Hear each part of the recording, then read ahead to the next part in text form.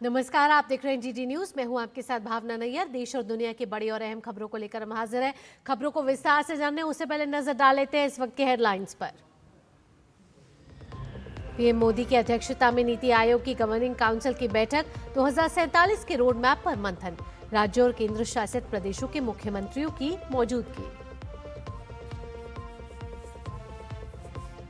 30% तक एथेनॉल मिश्रण वाले पेट्रोल को एक्साइज ड्यूटी से मिलेगी छूट। कच्चे तेल के आयात पर निर्भरता कम करने की दिशा में बड़ा कदम। ममता बनर्जी की टीएमसी को एक और झटका, प्रकाश चिक बड़ाइक का राज्यसभा से इस्तीफा। लोकसभा के 19 सांसदों की भी बगावत। भारत ने अमेरिकी कार्यवाहक राजदूत को किया तलब। ओमान तट के पास जहाज पर हमले के खिलाफ जताया कड़ा विरोध।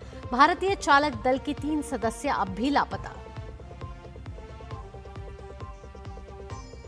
अमेरिका ईरान के बीच हमलों का नया दौर। ईरान ने बंद किया हॉर्मुज स्ट्रेट। 22 देश ईरान के खिलाफ लामबंद। संयुक्त राष्ट्र की ओर से कूटनीतिक समाधान निकालने पर बल। और खेल की खबरों में दुनिया भर में चढ़ा फुटबॉल का खुमार। फीफा वर्ल्ड कप में कुल 48 टीम लेंगी हिस्सा। मेक्सिको और दक्षिण अफ्रीका के बीच देर रात होगा पहला मुकाबला। और टीएमसी से जुड़ी एक बड़ी खबर पर यहां नजर डाल लेते हैं। टीएमसी सांसद प्रकाश चिक बड़ाइक ने राज्यसभा से इस्तीफा दे दिया, यानी कि ममता बनर्जी को यहां एक और बड़ा झटका लगा है। एक और राज्यसभा सांसद का इस्तीफा यहां आता हुआ नजर आ रहा है, जिसका नाम है प्रकाश चिक बड़ाइक ने राज्यसभा से इस्तीफा दे दिया है। टीएमसी पार्टी से उनका नाता है और सुखेंदु शेखर रॉय और सुष्मिता देव के बाद बारिक ने ममता बनर्जी को ये बड़ा झटका दिया है। यानी सुखेंदु और सुष्मिता के बाद टीएमसी को यहां बड़ा झटका। और तृणमूल कांग्रेस के 19 लोकसभा सांसदों ने भी पहले ही बगावत का झंडा बुलंद कर रखा है। और अब आपको बता दें कि राज्यसभा सांसद के तौर पर टीएमसी सांसद प्रकाश चिक बड़ाइक का इस्तीफा यहां आता हुआ नजर आ रहा है। और एक के बाद एक टीएमसी छोड़ते हुए सांसद यहां नजर आ रहे हैं। अगर पिछले कुछ दिनों की बात की जाए तो एक हफ्ते में ये तीसरा बड़ा इस्तीफा आ रहा है। ये तस्वीर आप देख रहे हैं प्रकाश चिक बड़ाइक की, जिन्होंने राज्यसभा सांसद से इस्तीफा दे दिया है। टीएमसी पार्टी से राज्यसभा सांसद प्रकाश चिक बड़ाइक। और अब से कुछ दिन पहले हमने देखा सुखेंदु शेखर रॉय और सुष्मिता देव का भी इस्तीफा आया था। इसके बाद तीसरे राज्यसभा सांसद जो कि टीएमसी से नाता रखते हैं प्रकाश चिक बड़ाइक, उन्होंने भी राज्यसभा से इस्तीफा दे दिया है। प्रकाश चिक बड़ाइक आपको बता दें कि टीएमसी के पुराने कद्दावर नेताओं में से एक हैं और सुखेंदु शेखर रॉय और सुष्मिता देव के बाद उन्होंने भी राज्यसभा पद छोड़ दिया है। इससे राज्यसभा में भी टीएमसी अब 2 धड़ों में बढ़ती हुई नजर आ रही है। और जो प्रकाश चिक बड़ाइक है वो पश्चिम बंगाल के अलीपुरद्वार जिले के रहने वाले हैं और टीएमसी के एक प्रमुख आदिवासी चेहरे के रूप में जाने जाते हैं। और आइए अब आपको बताते हैं कि वो कौन से ऐसे 19 सांसद हैं जो ममता से इस समय बगावत करते हुए नजर आ रहे हैं। लोकसभा के ये सांसद साफ तौर पर दिख रहा है कि ममता से नाराजगी, जिसमें काकोली घोष बारासात सीट से, जगदीश चंद्र बसूनिया कूच बिहार सीट से, खलीलुर रहमान जंगीपुर सीट से, यूसुफ पठान बहरामपुर से, अबू ताहिर खान मुर्शिदाबाद से, पार्थ भौमिक बैरकपुर से, बापी हलदार मथुरापुर, सयानी घोष जादवपुर, माला रॉय कोलकाता दक्षिण, मिताली बाग आरामबाग, दीपक अधिकारी घाटाल, कालीपद सोरेन झाड़ग्राम से, जून मालिया मेदिनीपुर से, अरूप चक्रवर्ती बांकुड़ा से, डॉक्टर शर्मिला सरकार बर्धमान पूर्व से, शत्रुघ्न सिन्हा आसनसोल से, असित कुमार माल बोलपुर से, शताब्दी रॉय बीरभूम से, रचना बनर्जी हुगली से। तो ये 19 लोकसभा सांसद जिन्होंने टीएमसी से अपनी बगावत का झंडा अब बुलंद कर दिया है। ममता से बगावत, टीएमसी से बगावत और नाराजगी साफ तौर पर दिखती हुई नजर आ रही है। आइए अब ये देखते हैं कि आखिरकार टीएमसी का साथ अभी तक यानी कि दामन किसने थाम रखा है, ममता के साथ कौन कौन इस समय नजर आ रहा है। आइए ग्राफिक्स के जरिए आपको बताते हैं।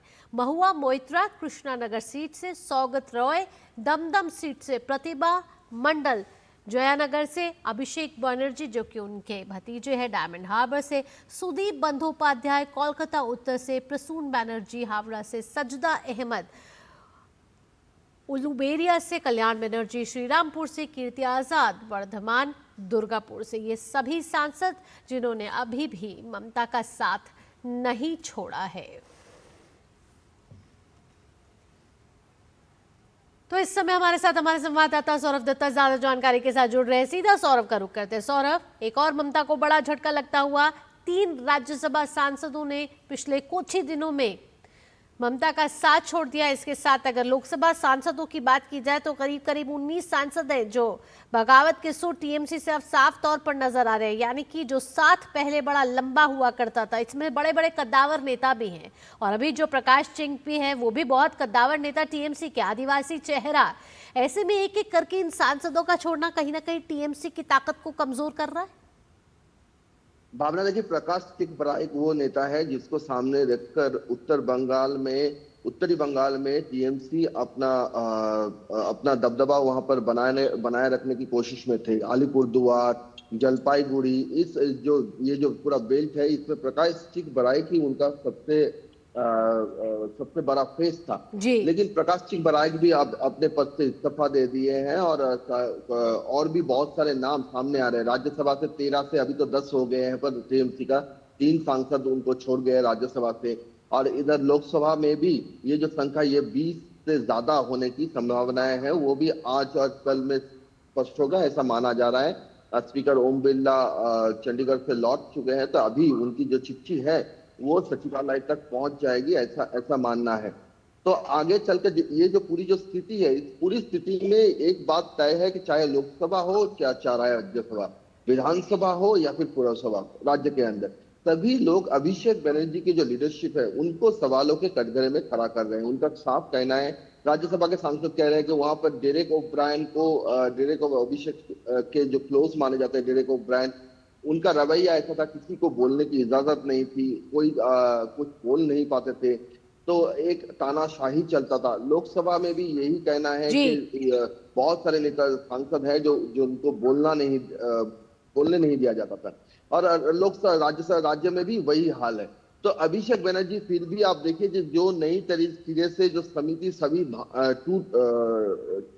ममता बनर्जी ने तोड़ दिया था, उसके बाद भी अभिषेक बनर्जी को ही जनरल सेक्रेटरी रखा गया, चाहे भले ही उनके 2 डेपुटी हो, दोला सेन या अभिषेक बनर्जी। तो सौरभ, आप हमारे साथ बने रहिए। हमारे संवाददाता ऋषि भी हमारे साथ जुड़ गए हैं ज्यादा जानकारी के साथ। ऋषि का भी रुख कर लेते हैं। ऋषि, जिस तरीके से हमने देखा कि लोकसभा और राज्यसभा दोनों ही सदनों में टीएमसी की ताकत यहाँ कमजोर पड़ती हुई नजर आ रही है, क्योंकि एक के बाद एक सांसद टीएमसी का दामन छोड़ता हुआ नजर आ रहा है। ऐसे आपको क्या लग रहा है कि कौन कौन से ऐसे वो फैक्टर्स रहे कहीं ना कहीं संसद के दोनों सदनों में टीएमसी का वर्चस्व कम होता हुआ नजर आ रहा है? देखिए, जिस तरीके से टीएमसी की जो अब तक सियासत रही है उसमें ममता बनर्जी का एक छत्र राज रहा है पार्टी के ऊपर, और किसी भी नेता के पास किसी भी तरीके के अधिकार नहीं देखे गए, और अगर कुछ पावर उन्होंने किसी को ट्रांसफर किया तो वो अपने भतीजे अभिषेक बनर्जी को ही दी।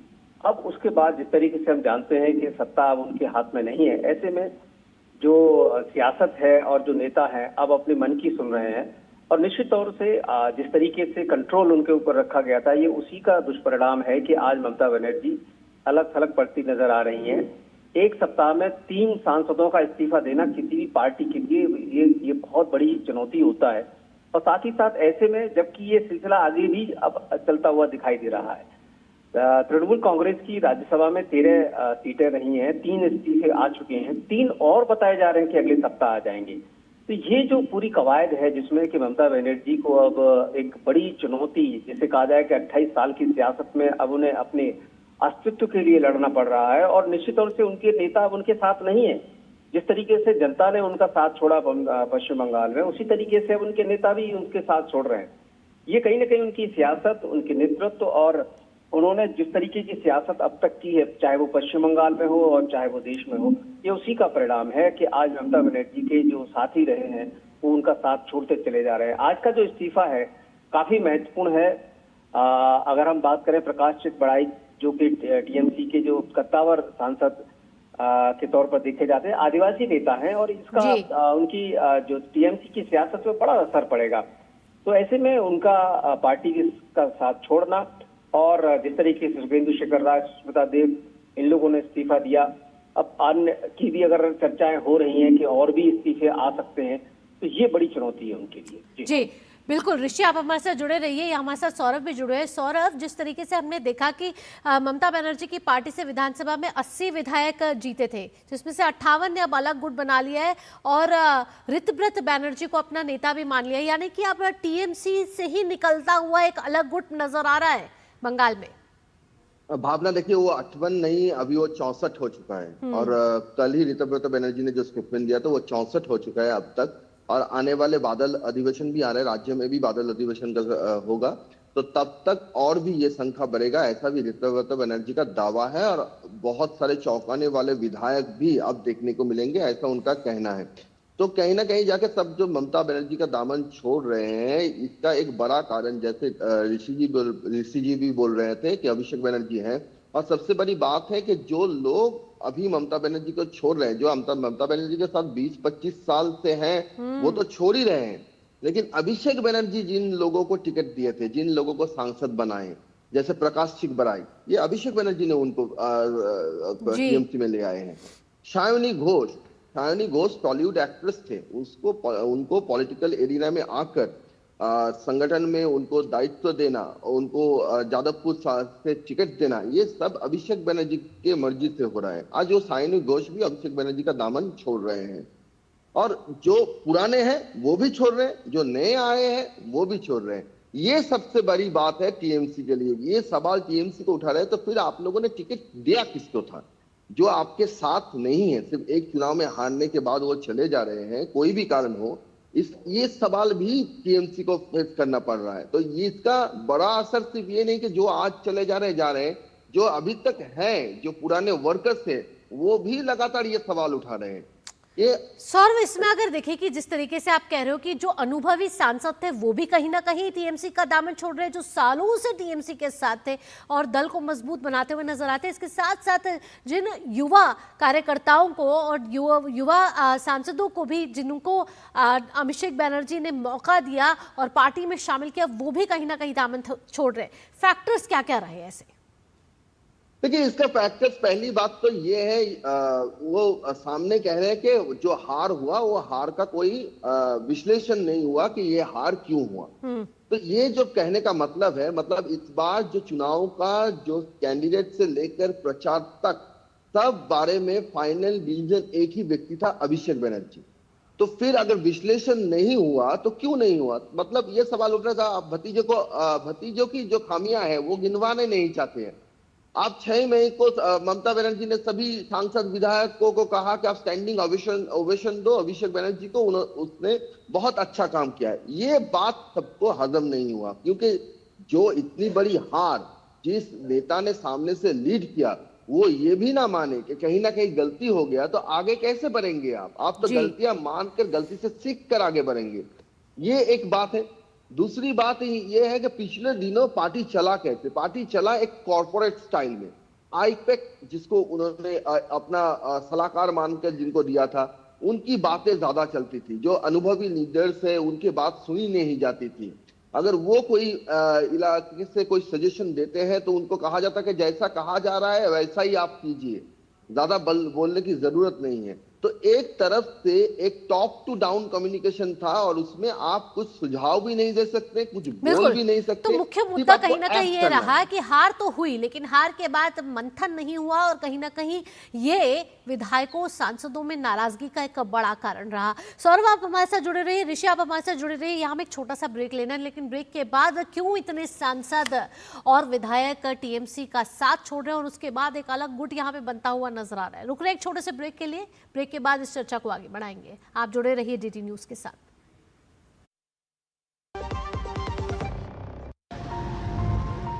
जब मैंने नई लाइफ शुरू की थी ना बेटा, तो सफर में 1000 चुनौतियां मिली, पर साथ में हौसला भी मिला, रफ्तार भी मिली, भरोसा मिला, फिर लक्ष्मी मिली। अब तुझे आगे लेके जाना। हमारा पहला लक्ष्य है कि देश में सामान्य से सामान्य मानवीय के जीवन में सुगमता आए। 12 साल विश्वास के, विकास के, जन कल्याण के। मेरी पसंद, मेरी पसंद, मेरी पसंद, मेरी पसंद, हमारी पसंद, हम सबकी पसंद। मजबूत देश का मजबूत सरिया हो गया स्टील। ब्रेक के बाद आपका स्वागत है। नीति आयोग की 11वीं गवर्निंग काउंसिल की बैठक आज हो रही है। इसका महत्व इस बात से जान लीजिए कि इस बैठक में प्रधानमंत्री मोदी की अध्यक्षता में 2047 तक भारत को विकसित बनाने के लिए रोड मैप तय किया जा रहा है। इस बैठक का विषय है विकसित भारत एट 2047 के लिए समावेशी मानव विकास। और बैठक में राज्यों और केंद्र शासित प्रदेशों के मुख्यमंत्री, उपराज्यपाल और प्रशासक, केंद्रीय मंत्री के अतिरिक्त आयोग के अन्य सदस्य भी मौजूद हैं। इस दौरान बैठक में मुख्यमंत्री और उपराज्यपाल समावेशी मानव विकास के ढांचे पर चर्चा करेंगे। यह ढांचा 4 मुख्य स्तंभों पर आधारित है: मूलभूत मानव पूंजी और भविष्य के लिए तैयार कौशल, उत्पादक रोजगार, उद्यमिता और विकेंद्रीकृत विकास, स्वास्थ्य, पोषण और कल्याण, और सभी के लिए समानता और गरिमा। बैठक में उद्यमिता और कौशल विकास को बढ़ाने, साथ ही देश में स्थायी रोजगार के अवसर सृजित करने के उपायों पर भी विचार विमर्श किया जाएगा। इस दौरान शासन, डिजिटल सार्वजनिक अवसंरचना, अभिसरण, साझेदारी और डेटा आधारित प्रणालियों सहित प्रमुख सहायक तत्वों का लाभ लेकर कार्यान्वयन रोडमैप तैयार करने पर विशेष ध्यान दिया जाएगा। अल्प, मध्यम और दीर्घकालिक परिणामों पर नजर रखने के लिए एक तंत्र भी बनाया जाएगा, जिससे जवाबदेही और मापने योग्य प्रभाव सुनिश्चित हो सके। बैठक में पिछले वर्ष 26 से 28 दिसंबर के दौरान आयोजित मुख्य सचिवों के 5वें राष्ट्रीय सम्मेलन की सिफारिशों पर भी विचार विमर्श होगा।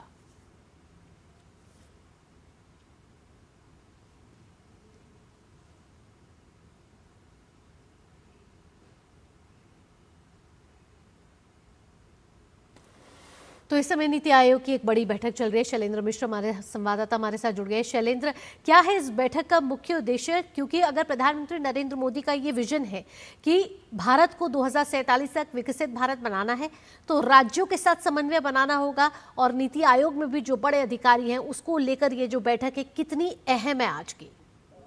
जी देखिए, 2047 तक समावेशी विकास के साथ विकसित भारत के लक्ष्य को हासिल करना, ये इस पर हम जानते हैं कि देश आगे बढ़ रहा है। प्रधानमंत्री नरेंद्र मोदी की अगुवाई में जो तमाम नीतियों पर आगे बढ़ा जा रहा है। इस नीति आयोग की बैठक में इस बात पर चर्चा होगी कि किस तरह से अब ये सुनिश्चित किया जाए कि कोई भी क्षेत्र विकास में पीछे न छूटे, विकास की दौड़ में पीछे न छूटे, और कोई भी तबका वो इस विकास की दौड़ में पीछे न छूटे। यानी सभी, चाहे वो महिलाएं हों, युवा हों, या फिर अलग अलग वर्ग हो उम्र के लिहाज से, उनके विकास पर खास तौर पर ध्यान दिया जाए, और किस तरह से भविष्य की ज़रूरतों के लिहाज से जो मानव संसाधन है और टिकाऊ एक तरह से कहें कि जॉब्स हैं, उसकी तरफ आगे बढ़ा जाए। तो ये इन एजेंडे के साथ हम देखते हैं कि ये नीति आयोग की बैठक हो रही है, और सबसे जो प्रमुख लक्ष्य यही है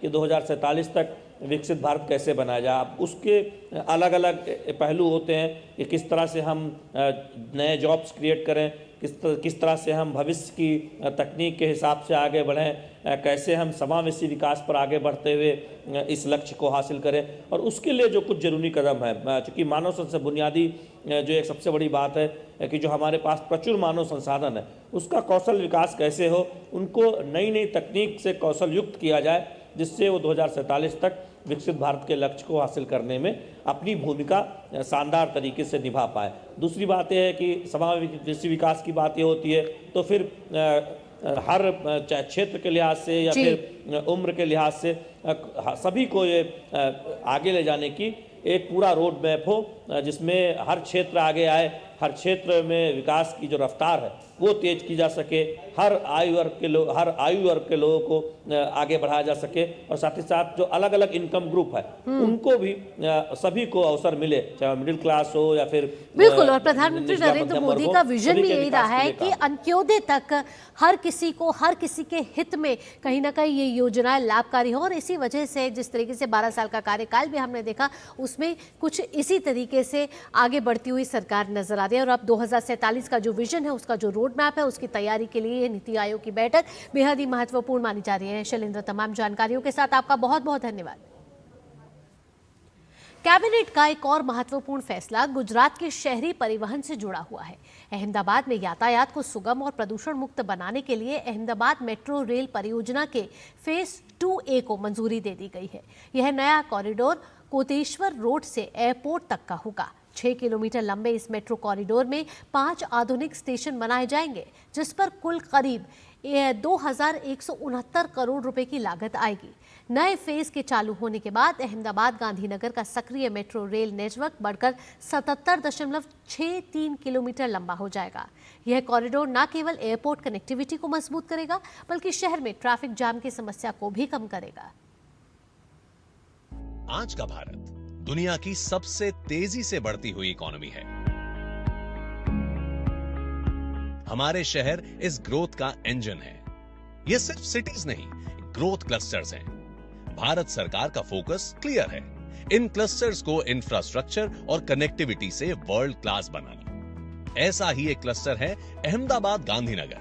इसीलिए यहां मेट्रो का विस्तार तेजी से हो रहा है। अहमदाबाद मेट्रो का फेज 2A कोटेश्वर रोड से एयरपोर्ट का कॉरिडोर आज अप्रूव हुआ है कैबिनेट में। अहमदाबाद मेट्रो के फेज 1 में 2 कॉरिडोर्स थे, ये नॉर्थ साउथ और ईस्ट वेस्ट कॉरिडोर है। फेज 1 के ब्लू और रेड।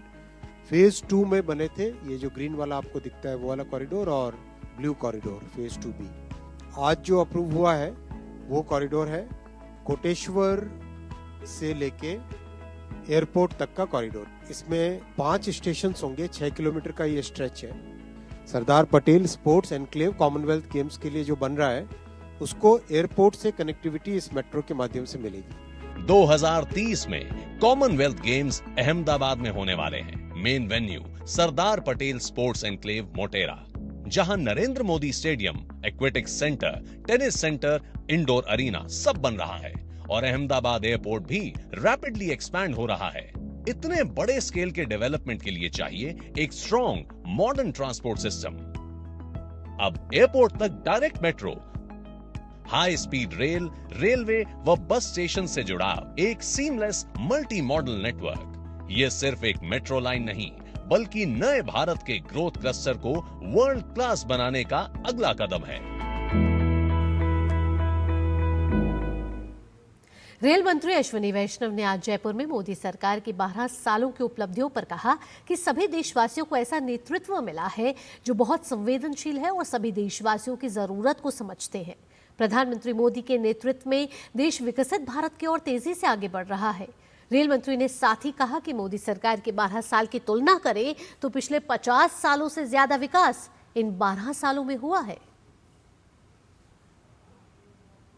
हम सभी भारतवासियों का सौभाग्य है कि हमें देश में ऐसा नेतृत्व मिला है जो संवेदनशील है, जो जनता की जरूरतों को समझते हैं, और एक ऐसा नेतृत्व जिसने भारत को विकसित भारत बनाने की नींव रखी है, उस रास्ते पे अग्रसर किया है।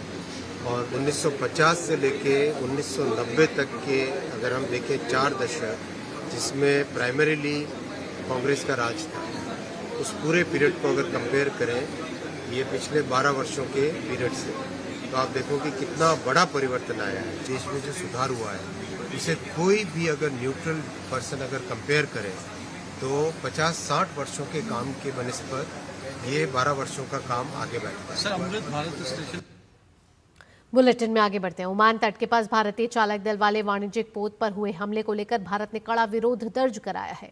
भारत ने नई दिल्ली में अमेरिकी दूतावास के प्रभारी अधिकारी को तलब कर अपनी चिंताएं व्यक्त की है। विदेश मंत्रालय के सूत्रों के अनुसार अमेरिका मामलों के अतिरिक्त सचिव नागराज नायडू ने वरिष्ठ अमेरिकी राजनयिक जेसन मीक्स से मुलाकात कर घटना पर भारत का विरोध दर्ज कराया। यह कदम ओमान के निकट सेतेबेलो नामक वाणिज्यिक पोत पर हुए हमले के बाद उठाया गया है। पोत पर 24 भारतीय चालक दल के सदस्य सवार थे। विदेश मंत्रालय के अनुसार अब तक 21 भारतीयों को सुरक्षित बचा लिया गया है, जबकि 3 भारतीय नागरिक अब भी लापता हैं और उनकी तलाश जारी है। विदेश मंत्रालय के प्रवक्ता रणधीर जायसवाल ने हमले की निंदा करते हुए कहा कि पश्चिम एशिया क्षेत्र में वाणिज्यिक नौवहन और नागरिक बुनियादी ढांचे को निशाना बनाने वाली घटनाएं गंभीर चिंता का विषय है। उन्होंने अंतर्राष्ट्रीय जल क्षेत्रों और समुद्री मार्गों में सुरक्षित और निर्बाध नौवहन सुनिश्चित करने की आवश्यकता पर भी जोर दिया। बात करेंगे अमेरिका ईरान युद्ध की, और जो कि फिर से भड़क रहा है क्योंकि अमेरिकी सेना ने ईरान में कई ठिकानों पर रातों रात हमलों कर नया दौर शुरू कर दिया है। अमेरिकी सेंट्रल कमांड के मुताबिक ये हमले ईरान के लगातार जारी आक्रामकता के जवाब में किए गए हैं। यह कार्रवाई राष्ट्रपति डोनाल्ड ट्रंप की उस चेतावनी के कुछ घंटों बाद हुई है जिसमें कहा गया था कि शांति समझौता न होने पर ईरान पर बहुत कड़े हमले किए जाएंगे। इस बीच राष्ट्रपति ट्रंप ने दावा किया है कि गुप्त सैन्य अभियान के तहत 10 करोड़ बैरल तेल ले जा रहे जहाजों को हॉर्मुज जलसंधि से सुरक्षित निकाला गया है।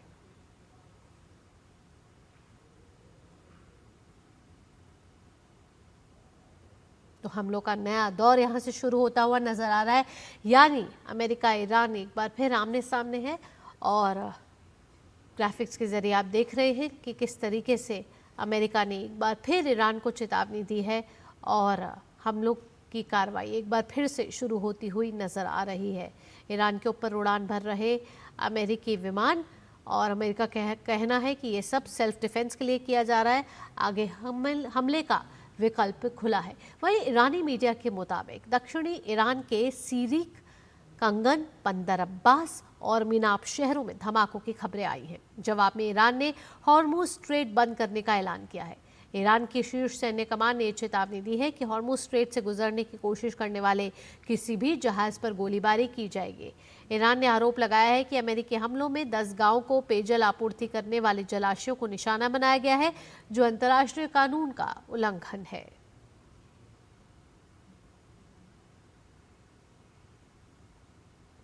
अमेरिकी रक्षा सचिव पीट हेग्सेथ ने ईरान को धमकी भरे अंदाज में कहा है कि अमेरिका ईरान पर कड़ी कार्रवाई करेगा और उसके मुख्य ठिकानों पर बमबारी करेगा। As you know, we're not in the business of revealing what we're going to do or not going to do, but ultimately what we do tonight are going to advance our military interests and also enhance our diplomatic position. Because again, President Trump, he's willing to go back and fight as necessary, but has given Iran an open hand to make this deal. And again, so we're in lockstep with the White House, in lockstep with the negotiating team to make sure we set the conditions, and the targets tonight are meant to do that. Donald Trump की धमकी के बाद Iran के राष्ट्रपति Masoud Pezeshkian की प्रतिक्रिया भी सामने आई है। उन्होंने कहा है कि महत्वपूर्ण बुनियादी ढांचे लोगों की लाइफलाइन होती है। परिवहन नेटवर्क से लेकर बिजली, पानी और उद्योगों को निशाना बनाने की धमकियां ताकत का प्रदर्शन नहीं, बल्कि किसी देश के दृढ़ संकल्प के सामने हताशा की निशानी है। ईरान अपने विशेषज्ञों की जानकारी और क्षमताओं, राष्ट्रीय एकता और एकजुटता के दम पर किसी की दबाव या धमकी का डटकर सामना करेगा। तो ट्रंप की धमकी पर ईरान का पलटवार आता हुआ नजर आ रहा है। ईरान के राष्ट्रपति मसूद पेजेश्कियन ने साफ तौर पर कहा है कि अगर हमले किए गए तो ईरान भी उसका जवाब देगा।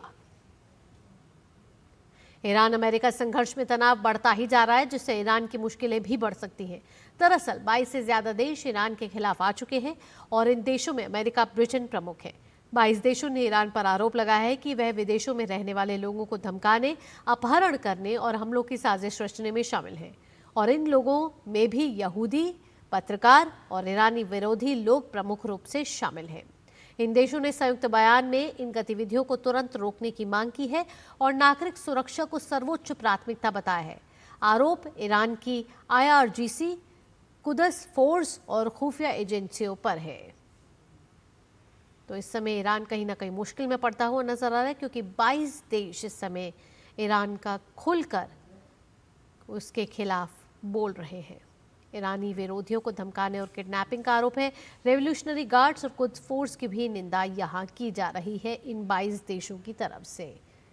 और ईरान के खिलाफ ये जो 22 देशों की गुटबंदी सामने आई है उसमें कुछ ये देश शामिल हैं जिसमें America, Australia, Belgium, Bulgaria, Britain, Albania और साथ ही साथ कनाडा, चेक गणराज्य, Denmark, Estonia, France, Finland, Germany, Ireland, Latvia, Lithuania, Netherland, New Zealand, उत्तर मैसेडोनिया, नॉर्वे, पुर्तगाल और स्वीडन, यानी 22 देशों की गुटबंदी यहाँ ईरान के खिलाफ साफ तौर पर नजर आ रही है।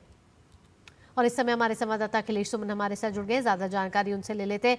अखिलेश, यहाँ एक बार फिर से अमेरिका ईरान आमने सामने नजर आ रहा है। अमेरिका ने धमकी दी है, साथ ही हमलों की भी जानकारी यहाँ आती हुई सामने आ रही है। ईरान ने फिर कहा कि हम हॉर्मुज को बंद कर रहे हैं। ऐसे में हालात यहाँ और कितने बिगड़ते हुए नजर आ रहे हैं। एक तरफ बात मध्यस्थता की हो रही थी, वार्ता की हो रही थी, प्रस्तावों की हो रही थी, क्या फिर से वो सब विफल होता हुआ नजर आ रहा है?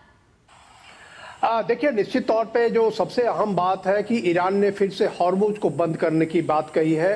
अभी तक ईरान ये कह रहा था कि कोऑर्डिनेटेड तरीके से वहां से कोई भी जहाज गुजर सकता है। मतलब कि वो ईरान ने अपनी तरफ से जहाजों को आने जाने की छूट दी थी अगर उनके साथ कोऑर्डिनेशन हो, ताकि सुरक्षा को कोई खतरा नहीं हो। अमेरिका ने भी कहा था कि जो भी जहाज वहां से जाए केवल ईरानी पोर्ट से आने जाने वाले जहाजों को रोका जाएगा और जो अन्य जहाज है वो कोऑर्डिनेट करके जा सकते हैं। अब जो स्थिति बनी है कि अब स्थिति यह है कि ईरान ने जब घोषणा कर दी है कि हॉर्मुज स्ट्रेट से को पूरी तरह से बंद किया गया है, इसका मतलब यह है कि हॉर्मुज स्ट्रेट से अब कोई जहाज आ जा नहीं पाएगा। तो निश्चित तौर पे एक बड़े खतरे की एक घंटी है, क्योंकि देखिए यह भी लग रहा था कि धीरे धीरे करके जो भी है कुछ जहाज जो वहां फंसे हुए हैं वो जहाज वहां से निकल जाएंगे, लेकिन अब वो जहाज नहीं निकल पाएंगे। और वहां उन जहाजों पे जो लोग हैं, जो बड़ी संख्या में उन जहाजों पे भारतीय लोग भी हैं जो कि एक स्किल के रूप में वहां काम करते हैं और उनमें भारत के लोगों की संख्या काफी है जो उन जहाजों में मौजूद है। तो निश्चित तौर पे एक बहुत बड़ी चिंता का कारण है भारत के लिए भी। और इधर अमेरिका ने भी जो 2 जहाजों पे हमला किया, उन जहाजों में भी भारतीय लोग थे जिनको कि हालांकि निकाला गया है। 3 अभी भी मिसिंग है, 3 का पता नहीं चल पा रहा है। और भारत ने इस बात पे अमेरिका के जो चार्ली अफेयर है उनको बुलाकर समन भी किया है। तो देखिए दुनिया में सभी देश जो हैं इस बात को लेकर संवेदनशील हो गए हैं और काफी सक्रियता बढ़ी है। आईएईए ने अपनी सक्रियता बढ़ाई है और आईएईए ने कहा है कि 60% से अधिक संवर्धित यूरेनियम केवल उन्हीं देशों के पास होता है जिन्हें परमाणु हथियार बनाना होता है। और ईरान अगर 60% तक संवर्धित कर चुका है, इसका मतलब यह है कि उसकी नीयत पर संदेह है। और आईएईए ने अभी कहा है कि ईरान ने 1 साल तक कोई एक्सेस नहीं दिया आईएईए को ईरान में जाने के लिए कि वो क्या कर रहा है, कहां अपने संवर्धित यूरेनियम को रख रहा है, वहां उनके न्यूक्लियर पावर प्लांट अगर जिसको कहते हैं वो कहां है, किस तरीके से है। तो इन सारी चीजों को लेकर आईएईए ने भी गहरी चेतावनी दी है। तो अब स्थिति यह है कि परसों जो है फ्रांस की तरफ से एक बयान आया था, जो फ्रांस, अमेरिका, यूके और कुछ अरब देश मिलकर, कुछ यूरोप के देश मिलकर और अभी जो 22 उनकी संख्या हो गई, बयान दिया था उन्होंने कि ईरान को जल्द से जल्द अपने परमाणु जो इरादे हैं उसे हासिल उसे बताना चाहिए और उस पर रोक लगानी चाहिए। उधर कल डोनाल्ड ट्रंप ने कहा है कि जो है ईरान भले ही कह रहा हो कि वो परमाणु हथियार नहीं बनाएगा, लेकिन उसे लिखित तौर पे देना पड़ेगा। मतलब यह कि निगोशिएशन में, एग्रीमेंट में उसके बारे में साफ साफ कहना पड़ेगा। तो निश्चित तौर पे एक नई स्थिति बन रही है और जब अमेरिका ने हमले की घोषणा कर दी है तो निश्चित तौर पे अब कह सकते हैं कि टकराव और आगे बढ़ गया है। जी, यानी कि जिस संघर्ष विराम की बात हो रही थी, जिस अस्थायी संघर्ष विराम पर दोनों सहमत हुए थे, उसके बाद वार्ताओं का दौर भी शुरू हो गया था। एक दूसरे की तरफ से प्रस्ताव भी जारी हो रहे थे, मध्यस्थता भी यहाँ करता हुआ कतर नजर आ रहा था। और अब स्थिति कहीं ना कहीं एक बार फिर गंभीर होती हुई नजर आ रही है, क्योंकि ईरान की तरफ से भी पलटवार हुआ है। हालांकि 22 देशों की गुटबंदी नजर आ रही है, लेकिन ईरान अपने आप को कम आंकता हुआ नजर नहीं आ रहा। वो फिर कह रहा है कि मैं ताकतवर हूं और मुझ पर हमले किए तो उसका जवाबी कार्रवाई होगी। निश्चित तौर पे देखिए, ईरान जो है हर हमले का जवाब देता है और 18 जगहों पे ईरान ने भी हमले किए हैं जो अमेरिकी बेस है। तो आप समझ सकते हैं कि पिछले 3 दिनों के अंदर अगर समझे कि कुवैत हो, जॉर्डन हो, बहरीन हो, 3 जगहों पे उन्होंने हमले किए हैं। तो यह एक महत्वपूर्ण बात है कि ईरान भी पीछे नहीं हटना चाह रहा है। ईरान भी चाह रहा है कि सम्मानजनक समझौता हो तो उसके पहले कुछ जो ईरान की शर्तें हैं उन ईरान की शर्तों को माना जाए, जिसमें कि एक डिफ्रीज करने का है कि उनके जितनी संपत्तियां हैं वो 22 बिलियन डॉलर से ज़्यादा की संपत्तियां हैं उसे अमेरिका जो है उसको डिफ्रीज करे, उसे खोले ईरान के लिए। उसके अलावा ईरान का यह भी कहना है कि ब्लॉकेट बंद करे अमेरिका। और लेकिन अमेरिका का कहना है कि सबसे पहले आपको परमाणु मसले पर साइन करना पड़ेगा, उसके बाद पूरे जो भी कहेंगे उसके पर समझौता हो सकता है। जो कहा जाता है कि 1% मसले पर ही मतभेद है, तो वो 1% मसला सिर्फ यही है कि डिफ्रीज करने की बात ईरानियन एसेट को, और दूसरी बात अमेरिका का यह कहना कि आप पूरा परमाणु जो हथियार है उसके जो न्यूक्लियर एनरिचमेंट है उस पर पूरा विराम लगाइए और जो न्यूक्लियर मटेरियल है उस न्यूक्लियर मटेरियल को सौंपिए, अमेरिका को सौंपिए। तो इसी बात पर बात फंसी हुई है जिस पर कि ईरान मानने को तैयार नहीं है और अमेरिका भी इस पर कड़ा रुख अपनाए हुए है। कोई मध्यस्थ इसमें काम नहीं कर रहा है। भावना में बताऊं कि मध्यस्थता बस नाम मात्र की है, संदेशों का आदान प्रदान होता है और जिस तरह के मध्यस्थ अभी हैं जिनकी खुद ही जो आतंकवाद के प्रति उनकी जो ट्रैक रिकॉर्ड है पूरी दुनिया में पता है कि वो किस तरह से दुनिया के देशों को ब्लैकमेल करके अपना हित साधते हैं और अपने देश का नहीं बल्कि अपने कुछ आकाओं का हित साधते हैं। तो ऐसे मध्यस्थ से कोई आशा भी नहीं की जा रही थी शुरू से भी, और अब नतीजा साफ साफ आ रहा है कि इसकी मध्यस्थता का कोई मतलब नहीं है। अब ये समझौता कहीं जा नहीं रहा है, दोनों देश अपनी अपनी जिद में संयुक्त राष्ट्र ने भी चिंता व्यक्त की है, कहा है कि स्थिति गंभीर होती हुई नजर आ रही है। ऐसे में अखिलेश अब क्या अंदाजा लगाया जाए, कहाँ ये युद्ध अब जाता हुआ नजर आ रहा है? क्या स्थिति अब और संवेदनशील है पहले के मुकाबले? जब 28 फरवरी को ये शुरू हुआ था उसके बाद हमने तमाम तरीके से देखा कि कैसे दूसरे देशों पर इसका असर पड़ा। पश्चिम एशिया में एक संकट गहराया, मिडल ईस्ट में संकट गहराया और अब आज इस तरीके से आज हॉर्मूज को बंद करने की बात की ईरान ने। एक बार फिर से कच्चे तेलों के दाम बढ़ गए हैं।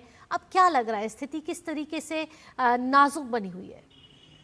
देखिए, स्थिति नाजुक लगातार होती जा रही है क्योंकि दुनिया के अधिकांश देश जो है वो इस इलाके से, जो वेस्ट एशिया कहते हैं, स्ट्रेट ऑफ हॉर्मुज से जिनका तेल जाता है, इनका गैस आता है, उसके अलावा बहुत सारे सामान का आयात निर्यात होता है, तो वो पूरी तरह क्लोज है। लेकिन देखिए, भावना अमेरिका को इस बात की आदत लगी है। पहले भी देखे हैं कि अफगानिस्तान में तकरीबन वो 20 साल तक लड़ता रहा अमेरिका।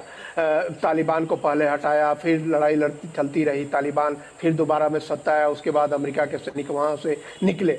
वियतनाम में भी अमेरिका ने काफ़ी लंबी लड़ाई लड़ी।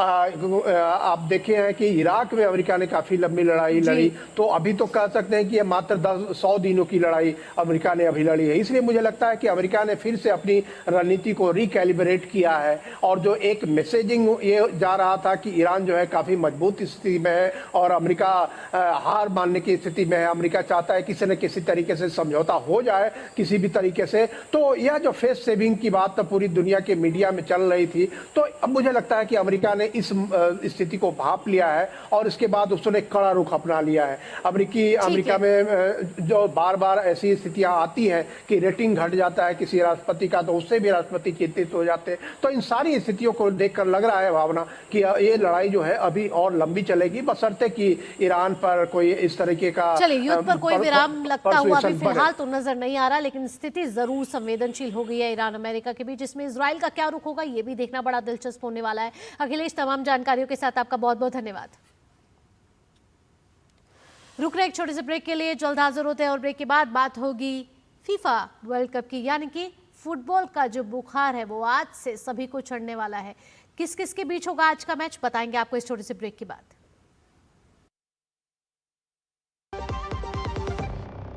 जब धरती चीर कर निकलता है लोहे का पत्थर और मिलता है मोंगिया के जोश से, फिर तपता है, पिघलता है और बनता है फौलाद। अब होता है सरिया सारी खूबियों के साथ। मोंगिया स्टील, मजबूत देश का मजबूत सरिया। ओ हरि भैया, अरे वाह, खेतों में कौन सी फसल लगाए हो? 12 महीने कमा कर दे ऐसी फसल। क्या? मैंने नया व्यवसाय शुरू किया है। उसके लिए पैसे? इसमें किसी निवेश की जरूरत ही नहीं। अच्छा मुखिया जी। अरे मुखिया जी नमस्ते। अरे हरी, कब आ रहे हो? आप बस चलिए, मैं पहुंचता हूँ। अब मैं LIC एजेंट हूँ। LIC एजेंट बनो, अब बड़ा सोचो। हमारी वेबसाइट पर जाएं या अपनी नजदीकी LIC शाखा से संपर्क करें। ब्रेक के बाद आपका स्वागत है। अब खेल की खबरों का रुख कर लेते हैं। फुटबॉल विश्व कप 2026 आज से शुरू हो रहा है। प्रतियोगिता का पहला मुकाबला मेक्सिको सिटी में मेजबान मेक्सिको और दक्षिण अफ्रीका के बीच खेला जाना है। विश्व कप का ये अब तक का सबसे बड़ा संस्करण होने जा रहा है। विश्व कप 2026 में 48 टीम हिस्सा लेंगी और कुल 104 मैच खेले जाएंगे। 48 टीमों को 4-4 के 12 ग्रुप में बांटा गया है। प्रतियोगिता की मेजबानी अमेरिका, कनाडा और मेक्सिको मिलकर कर रहे हैं। ये पहला मौका है जब 3 देश मिलकर फुटबॉल विश्व कप की मेजबानी करेंगे। प्रतियोगिता का फाइनल 19 जुलाई को न्यू जर्सी में खेला जाएगा। सितारों की बात कर लेते हैं तो लियोनेल मेसी की अर्जेंटीना मौजूदा चैंपियन है और अपने खिताब की रक्षा करना चाहेगी। वहीं क्रिस्टियानो रोनाल्डो पुर्तगाल को पहली बार विश्व कप जिताना चाहेंगे। नेमार ने अब तक विश्व कप नहीं जीता है और वे 5 बार की चैंपियन ब्राजील को एक बार फिर विश्व चैंपियन बनाना चाहेंगे। किलियन एम्बाप्पे की फ्रांस भी मजबूत नजर आ रही है। टीनेजर स्टार लामिन यमाल के साथ स्पेन भी इस बार खिताब की दावेदारी पेश करता हुआ नजर आ रहा है। जर्मनी और इंग्लैंड भी तैयार है। वहीं 4 बार की विजेता लगातार तीसरी बार विश्व कप के लिए क्वालिफाई करने में नाकाम रही है।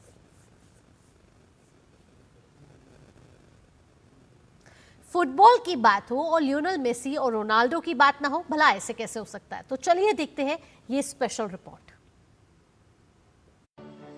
फीफा वर्ल्ड कप 2026 एक ऐसा मंच जहां सिर्फ ट्रॉफी की जंग नहीं होगी बल्कि फुटबॉल के एक सुनहरे दौर की भावुक विदाई भी खेल प्रेमियों को देखने को मिलेगी। इस बार के विश्व कप में करोड़ों फैंस आखिरी बार मैदान पर लायनल मेसी की जादुई ड्रिबलिंग, क्रिस्टियानो रोनाल्डो की दमदार फिनिशिंग और ल्यूका मॉड्रिच के मास्टर क्लास को देखेंगे।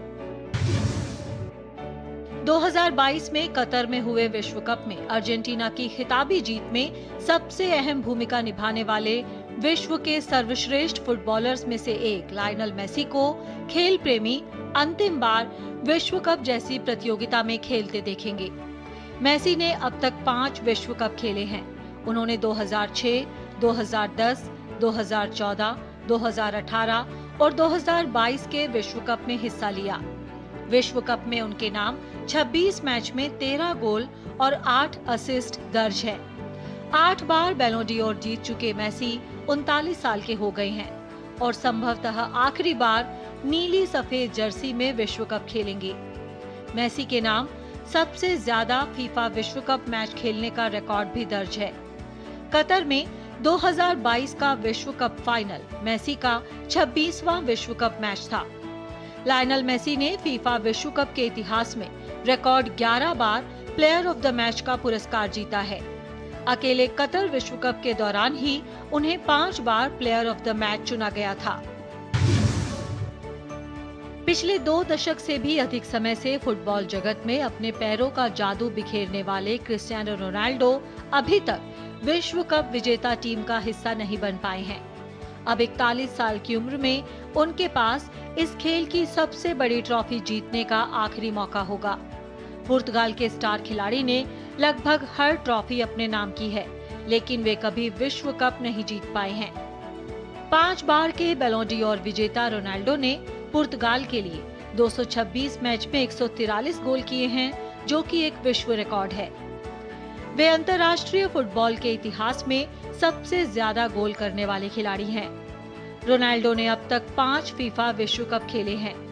वे 2006, 2010, 2014, 2018 और 2022 के फीफा विश्व कप में खेले हैं। वे पहले पुरुष फुटबॉलर हैं जिन्होंने लगातार 5 फीफा विश्व कप में गोल किए। अब तक वे फीफा विश्व कप के इतिहास में 22 मैच खेलते हुए 8 गोल कर चुके हैं। क्रोएशिया के कप्तान ल्यूका मॉड्रिच भी शायद आखिरी बार विश्व कप में नजर आएंगे। 2018 फीफा वर्ल्ड कप में टीम को फाइनल तक पहुंचाकर गोल्डन बॉल का पुरस्कार उन्होंने अपने नाम किया था। 2022 के विश्व कप में वे अपनी टीम को तीसरे स्थान तक लेकर गए। अपनी सटीक पासिंग और करिश्माई नेतृत्व के लिए जाने जाने वाले मॉड्रिच 2026 विश्व कप में भी अपनी टीम का नेतृत्व करने के लिए तैयार हैं। ब्राजील के सुपरस्टार नेमार भी 2026 में अपना आखिरी विश्व कप खेल सकते हैं। नेमार ब्राजील के लिए 79 अंतर्राष्ट्रीय गोल कर चुके हैं और पेले के रिकॉर्ड की बराबरी कर चुके हैं। हालांकि चोटों ने उनके करियर को कई बार प्रभावित किया है, लेकिन बड़े मैचों में उनका प्रभाव अब भी बेहद खास माना जाता है। बेल्जियम के मिडफील्ड जादूगर केविन डी ब्रायन के नाम 100 से ज्यादा अंतर्राष्ट्रीय मैच हैं। अपनी सटीक पासिंग और विजन के लिए मशहूर केविन डी ब्रायन बेल्जियम की गोल्डन जनरेशन का अहम चेहरा रहे हैं। Sports desk, DD news. इस समय हमारी संवाददाता सुचित्रा हमारे साथ जुड़ गई है ज्यादा जानकारी के साथ। सुचित्रा का रुख करते हैं। सुचित्रा, आज पूरी दुनिया पर फुटबॉल का फीवर चढ़ने वाला है, यानी फुटबॉल प्रेमियों के लिए आज से बेहद ही महत्वपूर्ण दिन होंगे, क्योंकि हर रात जो मैच खेला जाएगा बेहद दिलचस्प होगा। किन मायनों में ये फीफा वर्ल्ड कप दूसरे वर्ल्ड कप से खास है, क्योंकि 3 देश एक साथ इस बार मेजबानी कर रहे हैं?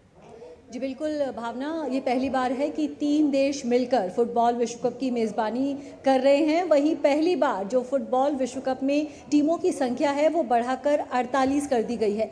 फुटबॉल दुनिया का सबसे लोकप्रिय खेल है। जो देश फुटबॉल विश्व कप में नहीं भी हिस्सा ले रहे, जैसे कि हम भारत की ही बात क्यों ना करें, वहाँ भी फुटबॉल विश्व कप को लेकर फैंस के उत्साह में कोई कमी नहीं है। हर फुटबॉल प्रेमी, हर खेल प्रेमी यही चाहता है कि एक दिन उनके भी जो देश की फुटबॉल टीम है वो इस विश्व कप में खेलती हुई दिखाई दे, और यही पूरी कोशिश है फीफा की कि फुटबॉल विश्व कप का जो प्रचार है, प्रसार है, वो ज़्यादा से ज़्यादा बढ़ाया जा सके। और इसी के मद्देनज़र जो टीमों की संख्या है वो बढ़ाकर 48 की गई है, क्योंकि छोटे छोटे देशों के लिए, छोटे छोटे देशों से आने वाली टीमों के लिए ये एक बड़ा मौका होता है जब दुनिया के सबसे लोकप्रिय खेल आयोजन में उनकी टीम को हिस्सा लेने का मौका मिलता है।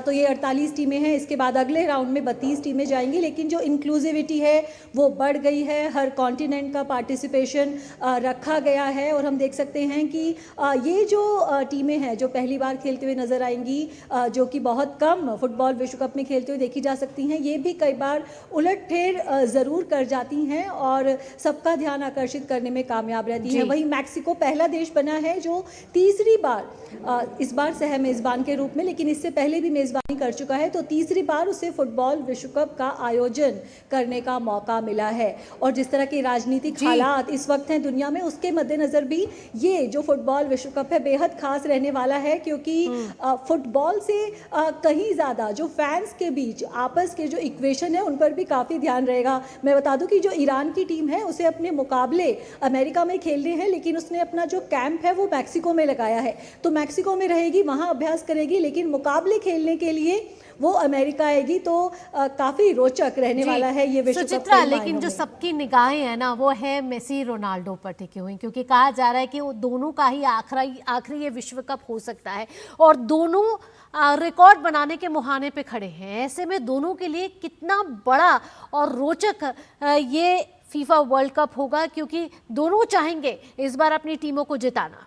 जी बिल्कुल, जब भी बात की जाती है greatest of all time GOAT की, तो मेसी रोनाल्डो का उसमें लगातार नाम लिया जाता था, लेकिन पिछली बार जो अर्जेंटीना ने विश्व कप जीत लिया तो मेसी उस मायने में ज़रूर आगे निकल गए रोनाल्डो से, क्योंकि ये एक खिताब है जो मेसी के पास है लेकिन रोनाल्डो के पास नहीं है। तो रोनाल्डो को अगर साबित करना है कि वो मेसी से किसी भी मायने में कम नहीं है, तो एक फुटबॉल विश्व कप ज़रूर उन्हें पुर्तगाल को जिताना होगा। हालांकि आसान नहीं रहने वाला रोनाल्डो के लिए, क्योंकि अगर हम मेसी की बात करें, भले ही अर्जेंटीना की टीम मौजूदा विश्व चैंपियन है, पिछले विश्व कप में मेसी का प्रदर्शन शानदार रहा था, लेकिन फुटबॉल एक टीम गेम है और बाकी सभी खिलाड़ियों का भी एक सपोर्ट मेसी के पास था। तो रोनाल्डो के पास उस चीज़ की थोड़ी कमी नज़र आती है। रोनाल्डो, अगर कहा जा रहा है उनका आखिरी विश्व कप है, जाते जाते अगर विश्व कप की ट्रॉफी रोनाल्डो जीतना चाहते हैं तो उनके टीम के जो साथी हैं उन्हें भी उनका पूरा सहयोग देना होगा। हमने कई बार देखा है कि स्टार्स बड़े बड़े होते हैं लेकिन उनके करियर समाप्त हो जाते हैं बिना विश्व कप जीते ही, क्योंकि बाकी टीम के खिलाड़ियों का सपोर्ट नहीं मिलता है। वहीं कुछ ऐसी टीम्स होती हैं जिसमें कोई बड़ा नाम नहीं होता, लेकिन इसके बावजूद वो विश्व चैंपियन बन जाती हैं, क्योंकि एक टीम के रूप में वो मिलकर खेलती हैं। तो देखना काफ़ी रोचक होगा कि रोनाल्डो और मेसी की इस बार की जो ये लड़ाई है, इसमें इस बार कौन बाजी मारता है। बिल्कुल, इसमें प्रशंसकों को बहुत मजा आने वाला है। लेकिन सुचित्रा, क्योंकि आज से आगाज हो रहा है फीफा वर्ल्ड कप का और ओपनिंग सेरेमनी पर सबकी निगाहें होती है, बिकॉज बहुत ग्रैंड सेरेमनी होती है, तो कौन कौन से सितारे आज इस ओपनिंग सेरेमनी में दिखेंगे और कितनी भव्य होने वाली है ये ओपनिंग सेरेमनी?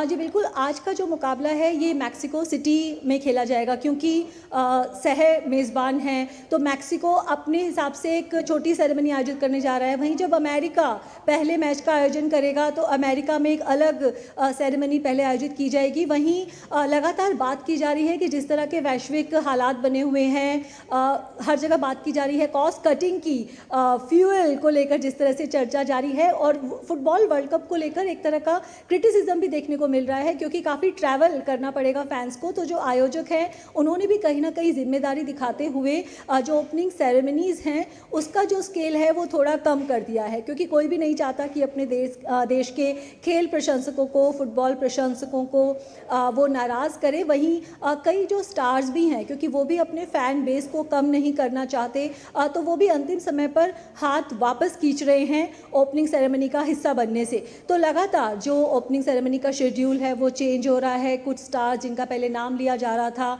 वो अभी पैर वापस खींच रहे हैं, क्योंकि क्रिटिसिज्म का वो नहीं पात्र बनना चाहते। तो फाइनली किस तरह की हमें सेरेमनी देखने को मिलती है और जो चलिए शाम है को वो पता चल जाएगा जब ओपनिंग है। सेरेमनी होगी और हम सभी इसका साक्षी बनेंगे, क्योंकि पूरी दुनिया में फुटबॉल का खुमार है और भारत में भी लाखों ऐसे एक बात और मैं बता दूं कि ये जो विश्व कप है ये फैंस की परीक्षा लेने वाला है, क्योंकि अगर टाइम जोन देखें तो भारतीय टाइम जोन के हिसाब से एक बहुत ही उल्टा टाइम जोन हमें मिलेगा। तो जो मुकाबले हैं रात को 12:30 बजे, सुबह 3:30 बजे, सुबह 6:30 बजे खेले जाएंगे। तो एक महीने का मैं कहूँ कि रात के जागरण के लिए फुटबॉल फैंस को जरूर तैयार रहना पड़ेगा। सुचित्रा, तमाम जानकारियों के साथ आपका बहुत बहुत धन्यवाद।